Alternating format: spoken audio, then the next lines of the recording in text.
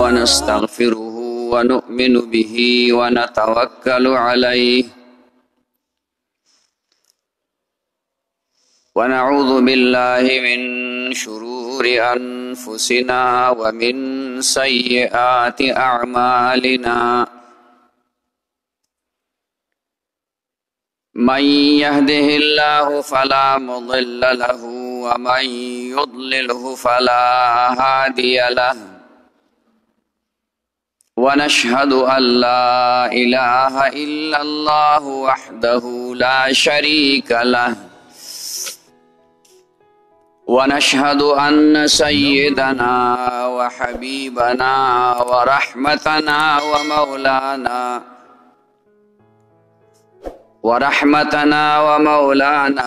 محمدا عبده ورسوله أرسله الله إلى كافة للناس بشيرا ونذيرا وداعيا إليه بإذنه وسراجا منيرا أما بعد فأعوذ بالله من الشيطان الرجيم بسم الله الرحمن الرحيم وما أرسلناك إلا رحمة للعالمين إن الله وملائكته يصلون على النبي يا أيها الذين آمنوا صلوا عليه وسلموا تسليما اللهم صل على سيدنا محمد وآله وعترته بعدد كل معلوم لك اللهم صل على سيدنا محمد وآله وعترته بعدد كل معلوم لك محترم و مسلمانان ورونو دا د سیرت په سلسله کې بیان شروع نن هم داغې نه یو حصہ بیانو الله دې توفیق نصیب کړي مخکې دا خبره ذکر شوې وه چې نبی علیه الصلاة والسلام د دین دعوت شروع کو او بیا الله ورته وفرمایل چې دا خپل رشتہ دار د قبیلې والا خلک دا دې دین ته راوبله هغه واقعه وشوه نو چې کله د مکې مشرکانو دا وکتل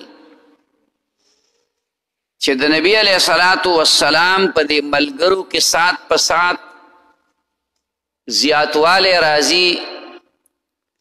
دا ډیریږي نو قسم قسم مشورې او چالونه دای شروع کړو نو نبی علیه الصلاة والسلام ته راغلل څه کسانو مشرکانو مشوره وکړه او یو دوه کسه نبی علیه الصلاة والسلام ته راولېږل نو هغې نبی علیه الصلاة والسلام ته ووې چې که ته ډېر مال دولت غواړې نو بدله موږ راجمع کړو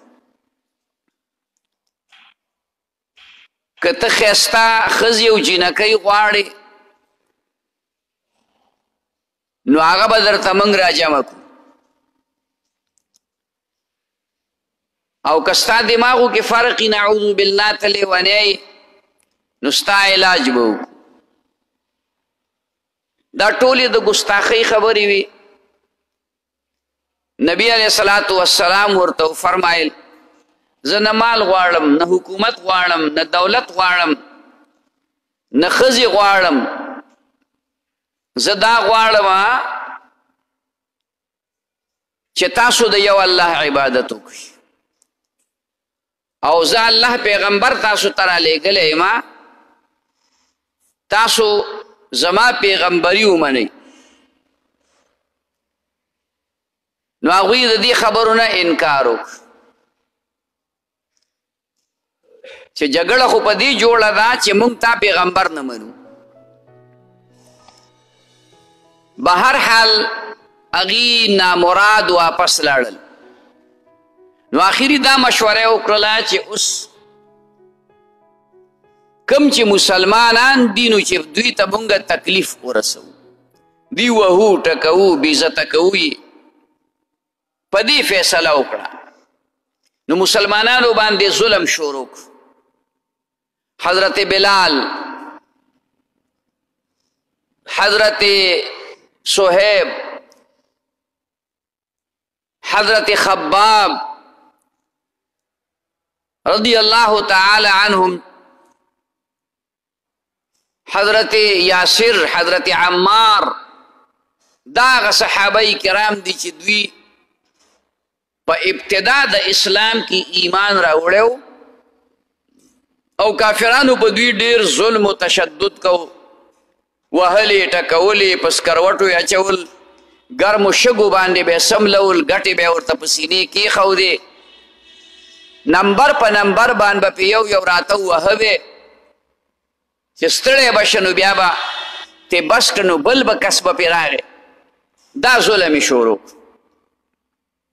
حتی چې د رسول الله صلی الله علیه وسلم ذات مبارک ته هم تکلیف رسول شروع کړو. هغه چې خندنۍ پورې کول یا خو جدا وي. نبی علیه الصلاة والسلام یو بازار به لګېده، هغې ته لاړ، لا میله چې ورته مونږ وایو.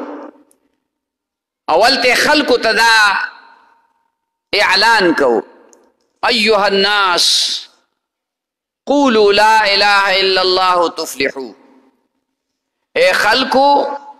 لا اله الا الله ووایئ، یعنی الله یو ومنئ نو کامیاب بشئ. ابو لهب هغه به ورپسې و، ابو جهل به ورپسې و،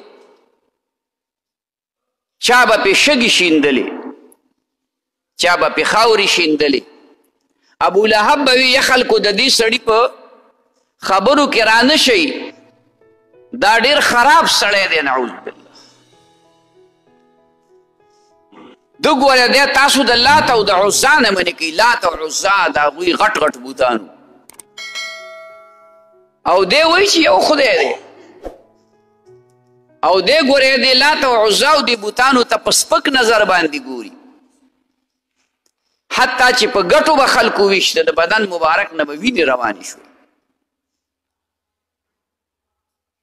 یو ورځ نبی علیه الصلاة والسلام حطیم کې مونځ کوي، د کعبې مبارکې نه یو طرف ته لږه ټوکړه ده،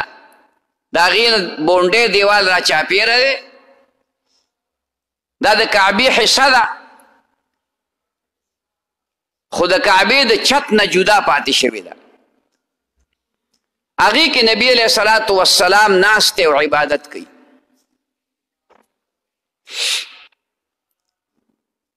نو یو ظالم عقبه ابن ابي معيط ته هغه نوم دی، هغه راغی او د نبی علیه السلام په دې مرۍ کې څادر واچو، او څادر یې تاو که تاو که نبی علیه السلام ساه یې بنده کړه. ابو بکر صدیق رضی الله تعالی عنه راغی، وی یا بدبختو تاسو هغه سړی قتل کوئ چې هغه وی ربي الله، زما رب الله دی. اتقتلون رجلا، هغه سړی قتل کوئ چې هغه زما رب الله دی. تاسو نه څه غوښتي، تاسو ته څه تکلیف رسولی؟ نبی علیه الصلاة والسلام یې د هغه نه خلاص کړ. بیا یو ورځ داسې و، نبی علیه الصلاة والسلام حرم شریف کې مونځ کوي، نو چې په سجده باندې پرېوت، نو ابو جهل چاته ووی، وی دغلته کې یو لرې پروت دی، اوخ ابه څوک رانه وړي چې د ده په دې څه ټکي دي نو د اوخ لرې خو ډېر غټي نو رایوړه ظالمانو نبي علیه السلام چې په سجده باندې نو په دې حالت کې ولا په دې املا باندې کېښود نو د اوخ لرې خو 4-5 کسه نشي اوچتولی رسول الله مبارک د هغې نه نشو پاسېدی فاطمة الزهرا رضی الله تعالی عنها دغه ورځو کې د 5 یا د 6 کالو ماشومه هغه راله او څه په زورونو باندې هغه لرې هغه د نبی علیه السلام د شانه وغورځو ابو جهل ابو لهب عتبه شیبه دا غټ غټ کافران دي ناستو خندل به د خندانه به ورغړېدل په دې خبرو چې موږ د نبي علیه السلام ته تکلیف ورسو هغې ورته بد رد ووي ماشومه وه نبی علیه الصلاة والسلام ورته وی مه خفه کېږه بچیه ستا پلار ته به الله غلبه ورکوي دا تکالیف رسول الله مبارک باندې شروع په مکه مکرمه کې صحابه باندې شروع قسم قسم تکالیف په دې دوران کې یو ورځ چې کومه دی نبی علیہ السلام دعا وغوښته اللهم اید الاسلام باحد العمرین خدایا دا اسلام په دې 2 عمرو کې په یو باندې محکم کې مضبوط کې یو عمر ابن الخطاب رضی الله تعالی عنه او دویم چې کوم دی عمر ابن هشام د دې ابو جهل نومو وی په دې دواړو کې یو ته اسلام نصیب کې ځکه چې دا ډېر زورور او د مکې مکرمې مشران خلک دی تکړه دي بهادر دي نبی علیه الصلاة والسلام دا دعا وکړه بله ورځ عمر ابن خطاب رضی الله تعالی عنه راغی په دې نیت را روان دی د کور نه چې نبی علیه السلام قتل کومه په لاره کې ورته خبرې څوک میلاو شو اراده بدله شوه اوږده واقعه ده اراده بدله شوه او راغلل د نبی علیه الصلاة والسلام چې کوم ځای کې او کوم کور کې به ناستو صحابه کرام به ورسره و د صفا ډیرۍ د پاسه دا کورو د حضرت ارقم رضی الله تعالی عنه هغه کور ته راغی ناغي خو به ځان پسې دروازه بنده کړې وه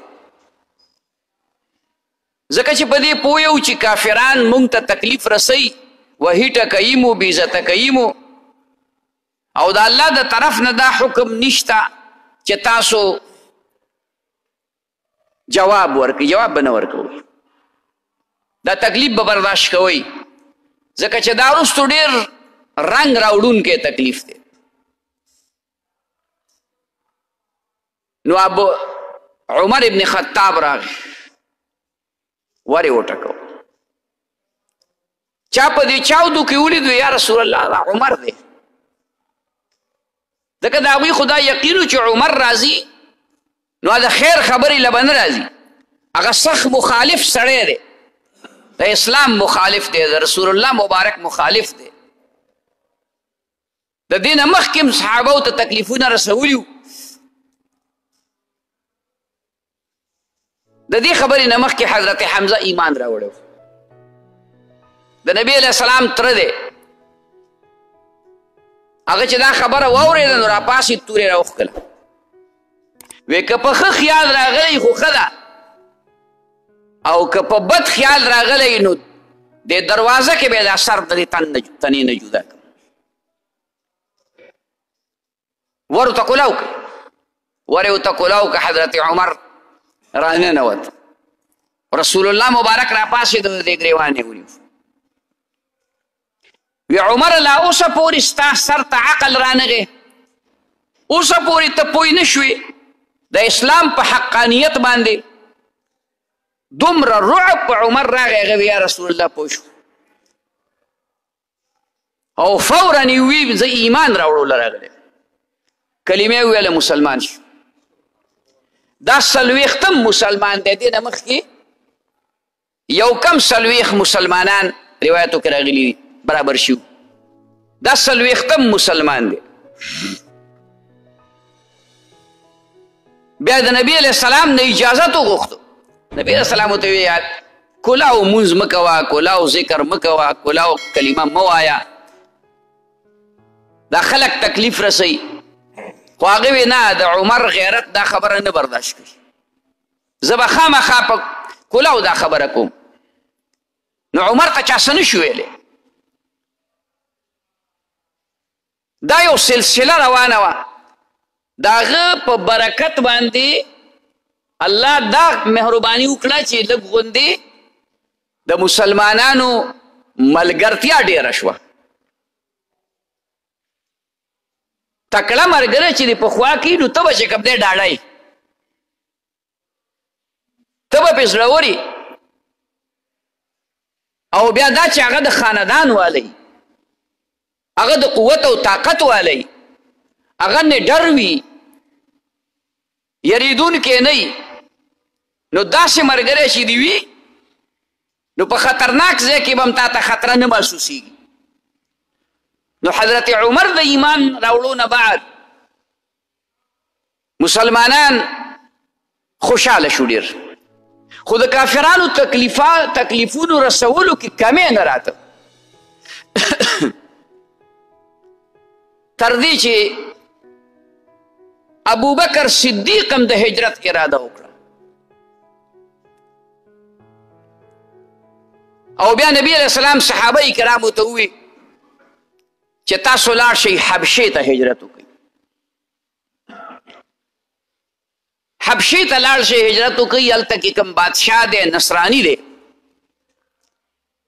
د عیسی علیه الصلاة والسلام په دین باندې دی د هغه نه د خیر توقع کیدی شي نو څه کسان لاړل هلته هجرت یې وکړو د مکې مشرکانو خیال ته دا راغله چې دا خلک هلته لاړ اوس به دا دین اسلام هلته نور هلته خو شي دلته هم خورېږي هلته نو دا به موږ ته ډېر نقصان ورسي نو څه کسان ورپسې هلته لاړل په دغه هجرت کوونکو کې یو د جعفر ابن ابي طالب دی د نبی علیہ السلام د تره زوی حضرت جعفر رضی الله تعالی عنه هغه دی پکې نو چې لاړل نجاشي به ځان سره تحفې تحایف ډالۍ وغیره وړې وې نجاشي بادشاه سره ملاو شوي دغسې زموږ د وطن نه څه کسان دي بېدینه شوي دي نعوذ بالله او ستا دې وطن ته راتښتېدلي دا فسادیان خلک دی ناکاره د خپل پلار نیکه دینې پرېښی دی نو دا موږ ته حواله که هغه ورته وی ښه هلکه وی دلته کې څوک شته هغې راوغواړئ راویې غوښتل صحابه کرام هغې راوغوښتل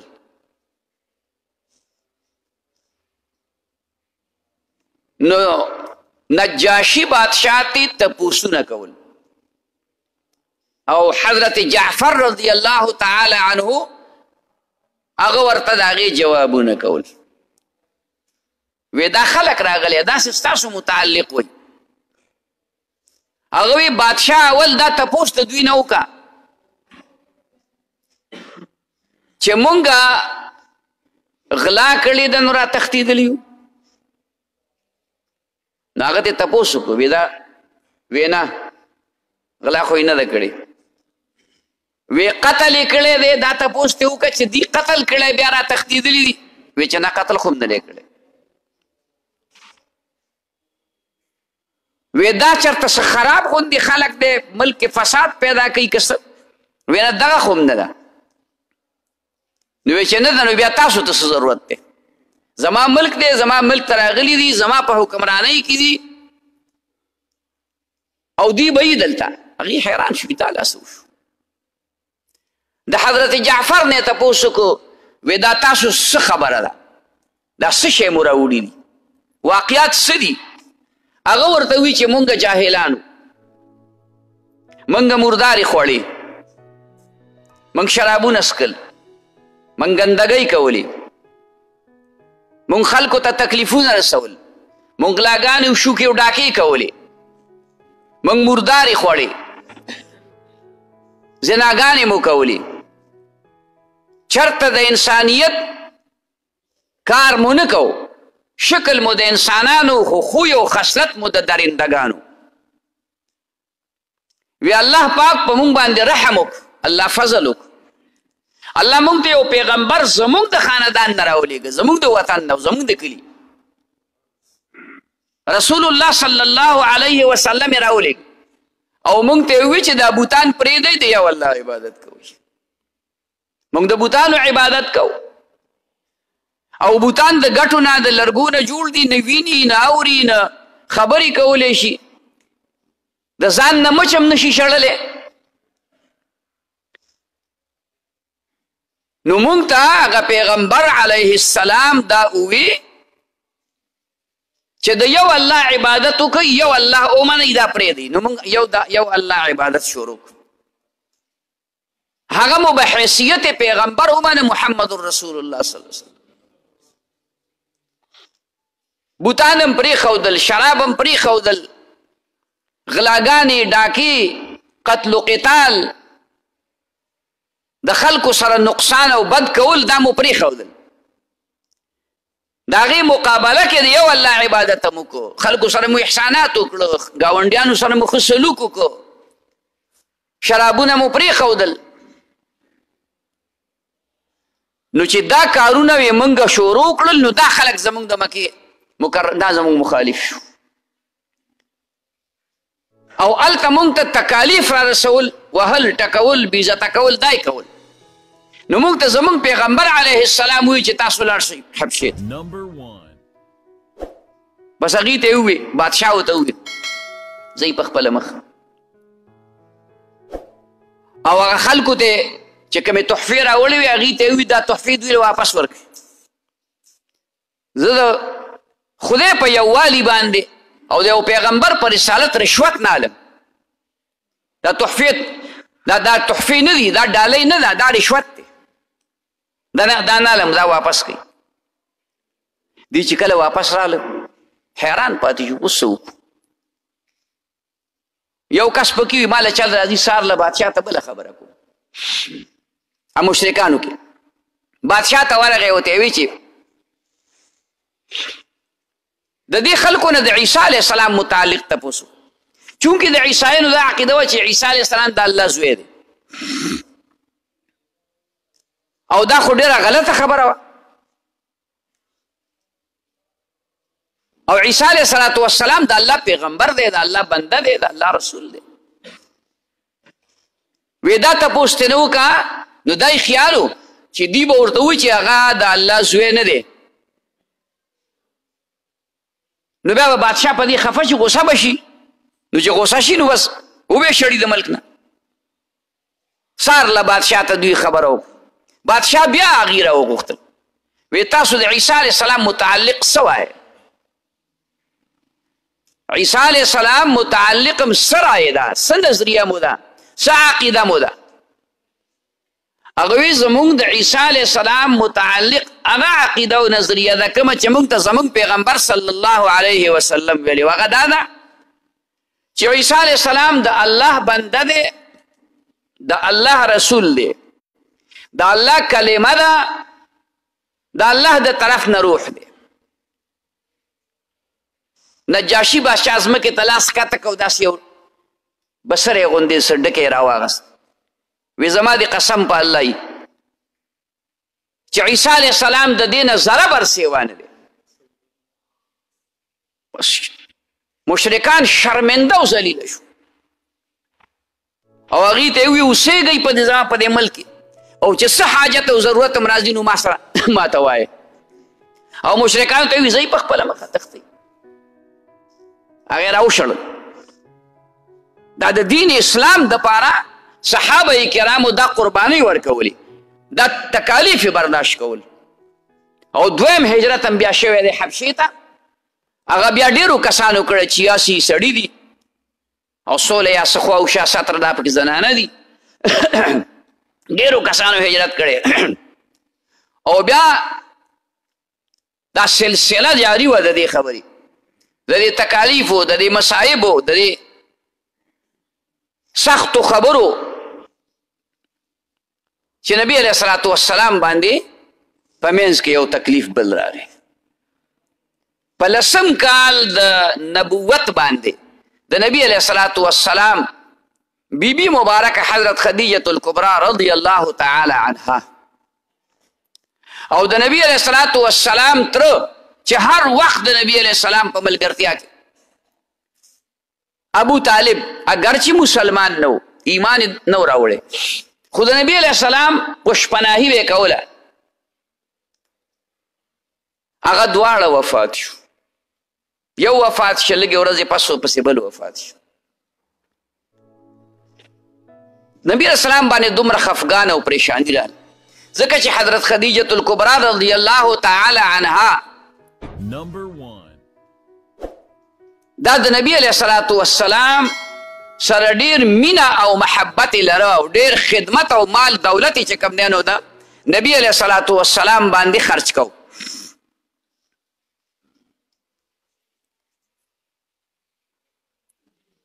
نو نبی علیه السلام ته د هغې په وفات ډېر غم ورسېد او بیا ابو طالب په هر وخت کې د نبی علیه السلام مرګلتا کوله سختۍ تېرولې هغه چې وفات شو نبی اسلام ته په دې باندې ډېر لوی خفګان میلاو شو دغې وجې نه دغې کال ته عام الحزن ویلی کېږي د غم کال د غم کال به هر حال بیا نبی علیه الصلاة والسلام طائف ته لاړ او هغه خلک یې دین ته راوبلل د طائف خلکو ډېر ظلم وکړ هلکان یې ورپسې کړه په ګټو باندې ایشت د 2 میلو پورې پسې رال نبی علیه الصلاة والسلام دغلته یو باغ و د طائف د ښار نه بار د انګورو باغ او دا د مکې مکرمې 2 کافران مشرکان اسلام دشمنان عتبه او شیبه د پلار نوم یې ربیعه و د هغوی باغ و نبی علیه السلام هلته کېناست هلکان ته واپس لاړ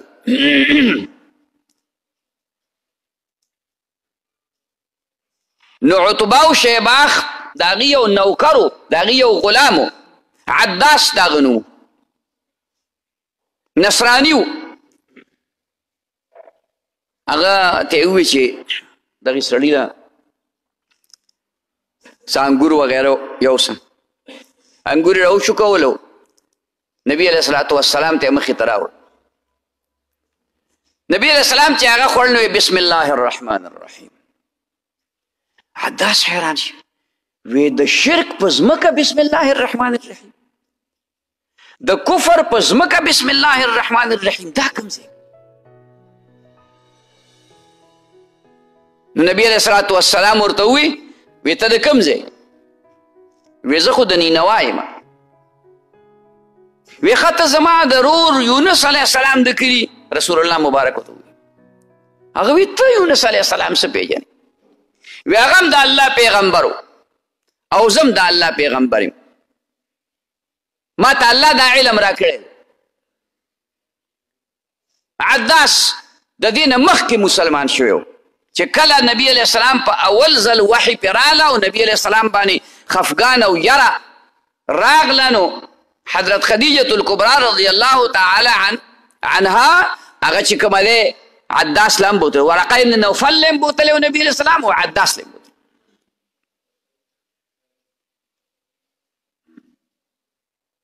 عداس سره خبرې اترې وشوې هغه واپس شو نو دا عتبه شیبه یو بل ته ویل که وایي زموږ په دې غلام باندې هم جوړ جادو وکړو الله اکبر ځکه هغه خو حالات بدل شو که نه، اثر ظاهر باندې وشو. وی هلکه جوړ پتا یم زه څه سحر جادو. هغې ورته ویې نه، دا د الله حق نبی دی، خاتم النبیین دی، ایمان پې راوړئ، د ده ملګرتیا وکړئ، د ده په نقش قدم لاړ شي. خو هغې چېرته منله. حتی چې بیا د بدر جنګ کېده،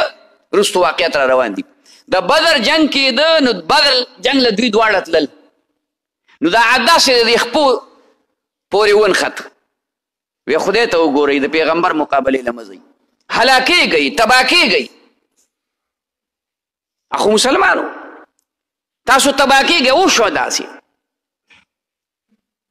چې د بدر په جنګ کې چې 80 کسان کافران که مردار شوي وو، نو په هغې کې 2 کسه عتبه او شیبه هم، او کوم شل کویي ته چې صحابه و غورځولي وو، دا عتبه او شیبه هم پکې وو. عداس ور پورې نښتی و چې مه ځئ. هغه وی څه وکړو؟ قومي غیرت دی. اوس قومي غیرت دی. بهر حال نبی علیہ الصلوۃ والسلام د طائف نه واپس راغی، ډېر په خفګان پریشانۍ. دا ورځ شپې تېرېدې، صحابه کرامو خو چا حبشې ته هجرت وکړو او بیا دا سلسله روانه وه د دې صحابه د نبی علیہ السلام د تکالیفو. او څه وخت پس چې کومه ده، نو بیا کافرانو نورې مشورې وکړي، د هغې متعلق به انشاءالله آینده وخت کې خبره کوو. د دې وجې نه محترمو، د دې سیرت د بیانولو مقصد زمونږ دا دی چې مونږ د خپل نبی او د صحابه کرامو د هغې د حالاتو نه خبر شو چې دوی دین له څونه قربانۍ ورکړي، دوی څونه تکالیف برداشت کړي دي. مال دپاره نه دي، دولت دپاره نه دي، جیداد دپاره نه دي، د دنیا د عزت دپاره نه دي، د الله د دین د خاطره دا تکالیف. او د هغې په برکت الله دنیا کې مغې سرخرو کړو، او آخرت کې به هم چې کوم دی نو هغه کامیاب وي. نو موږ له دا پکار دی چې موږ د رسول الله صلی الله علیه وسلم د سنتو اتباع وکړو، د صحابه کرامو نقش قدم باندې زندگی وکړو، نو الله به زموږ دنیا او آخر دواړه ښایسته کړي. الله دې موږ ته عمل نصیب کړي. واخر دعوانا ان الحمد لله رب العالمين. ربنا اتنا في الدنيا حسنة وفي الآخرة حسنة وقنا عذاب النار. ربنا لا تؤاخذنا إن نسينا واخطأنا. ربنا ولا تحمل علينا إصرا كما حملته على الذين من قبلنا. ربنا ولا تحملنا ما لا طاقة لنا به. واعف عنا واغفر لنا وارحمنا أنت مولانا فانصرنا على القوم الكافرين. وصلى الله تعالى على خير خلقه محمد وعلى آله وأصحابه أجمعين.